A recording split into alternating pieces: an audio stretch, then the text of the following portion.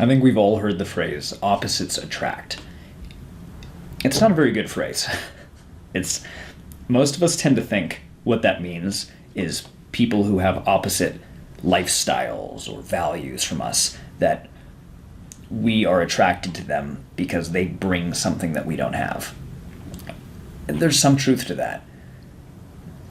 But generally, when it comes to your values or your beliefs or your principles, you're gonna be in for a much better ride if you find someone who is much more similar and compatible with you.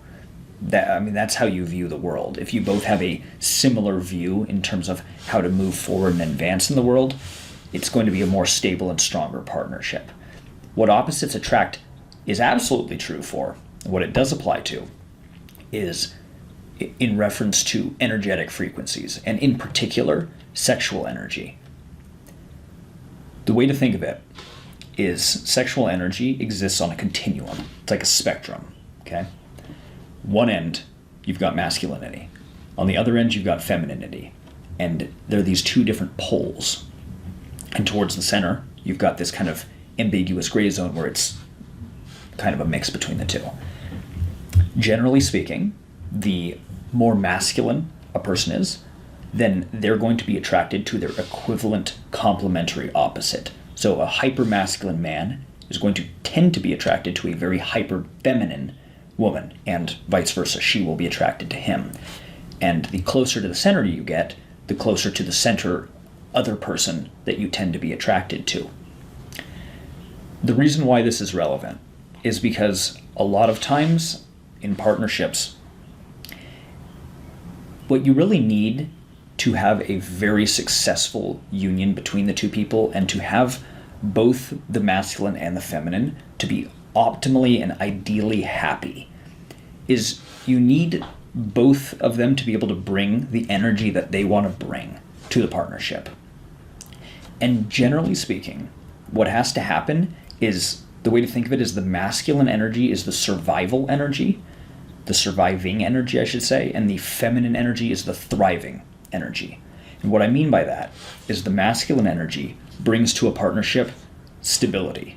It brings security. It brings safety. It provides the foundation, okay? The feminine energy is almost like the edifice that rests on top of that foundation. It's the livelihood. It's the fun. It's the higher energy. It's the stronger emotional connection. And to really have a great partnership, you need both. You do. Neither person will be as optimally happy as they could be if you don't have that good blend, the dynamic between the two. But you do need the masculine energy first to provide the base in which the feminine can then thrive on top of those original survival elements, if that makes sense. Now, what tends to happen is usually when the energetic, let's say, synchronicity in the relationship goes out of whack, it tends to be because the guy is dropping the ball. And I say the guy because the guy is usually the one who's bringing the masculine energy to the relationship. He's dropping the ball because he is failing to provide the necessary level of masculine energy that both individuals would prefer to have in the relationship. And because he is not holding up his end of the bargain, the woman, or the feminine partner, has to kind of retract some of her feminine energy, come more towards the masculine, and pick up the slack, so to speak, for the masculine energy that he's no longer providing. And an example of this will be kind of offensive, but oh well. An example is, we all know those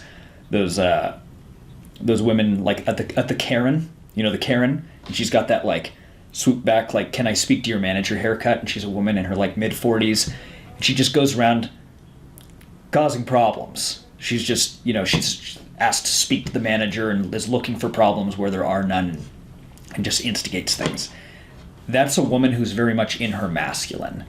And there's so many different reasons as to why that could be the case, why she is there.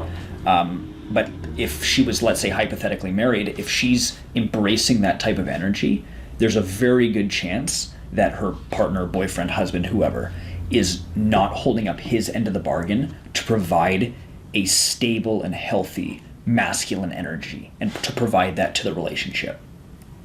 And because she's lacking that, she now has to pick up the slack, and she's bringing a masculine energy. And she has to do it so regularly that just becomes who she is all the time. She's not with her husband, but she's out and about shopping, and she's just this more masculine person than she would prefer to be.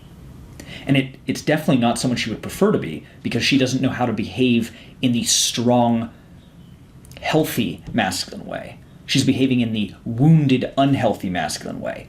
So strong, healthy masculinity is quiet confidence, being self-assured, being protective and defensive of others. Wounded masculine is being aggressive. It's being argumentative. It's starting fights and problems. And that's the way she's behaving, because she's embracing this wounded masculine energy, because she has to pick up for what her partner is presumably not providing. Now, I know this is kind of strange and out there. As soon as you start talking about energy, a lot of people are like, all right, okay, man. But it's a thing. It's a strange thing, but it's a thing.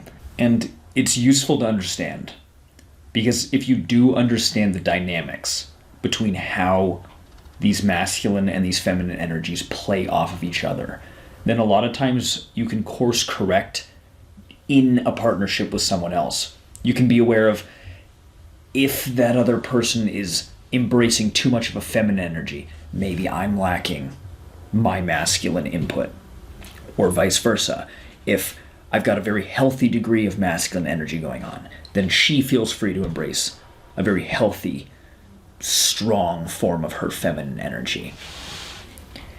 And when you can use all of this successfully, that's what enables you to have that great, ideal, energetic partnership. You need the masculine for survival, and you need the feminine for thrival. I don't know if that's a word. You need them both. You have to have them both. That's what makes for a truly immersive and energetically healthy partnership between both people.